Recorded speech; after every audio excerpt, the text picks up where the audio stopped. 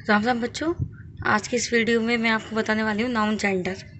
देखिए, जेंडर लिंग मतलब जेंडर को हिंदी में बोलते हैं लिंग।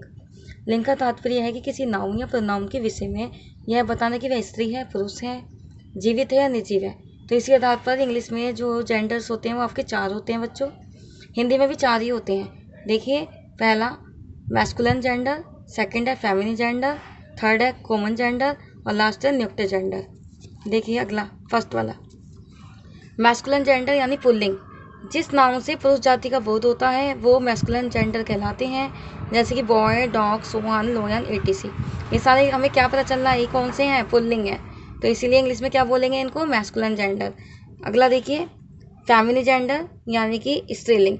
जिस नाउन से स्त्री जाति का बोध होता है, जैसे गर्ल, वुमेन, प्रिंसेस, कविता, ईटीसी। तो ये सारे के सारे क्या हो गए, फेमिनिन जेंडर। अगला देखिए, कॉमन। थर्ड है आपका कॉमन जेंडर, जिसको हिंदी में बोलेंगे अभयलिंग। वह नाउन है जिससे पुरुष और स्त्री दोनों का पता चलता है, जैसे baby, student, friend, servant, person, thief, ATC.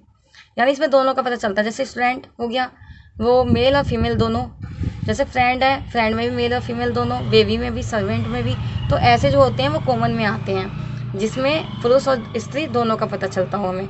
ऐसे शब्द जिससे पेशा, शैक्षिक डिग्री या जाति समुदाय आदि का बोध हो, वो सारे के सारे कॉमन जेंडर कहलाते हैं।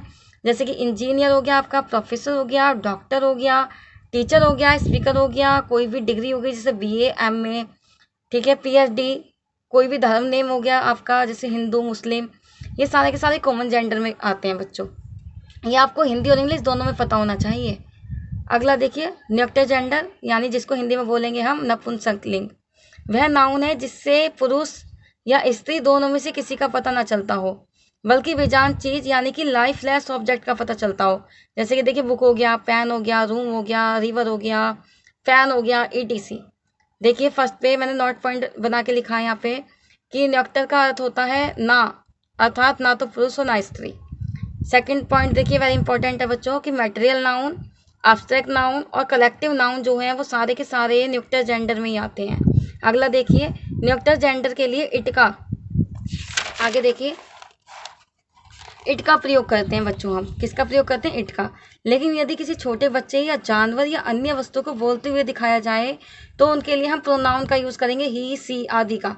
आगे बात समझ, प्रोनाउन अकॉर्डिंग टू सेंटेंस। आगे बात समझ में आपको, कि यदि किसी छोटे बच्चे, जानवर या अन्य वस्तु को बोलते हुए दिखाया जाए तो उनके लिए हम ही, सी आदि प्रोनाउन का प्रयोग करते हैं।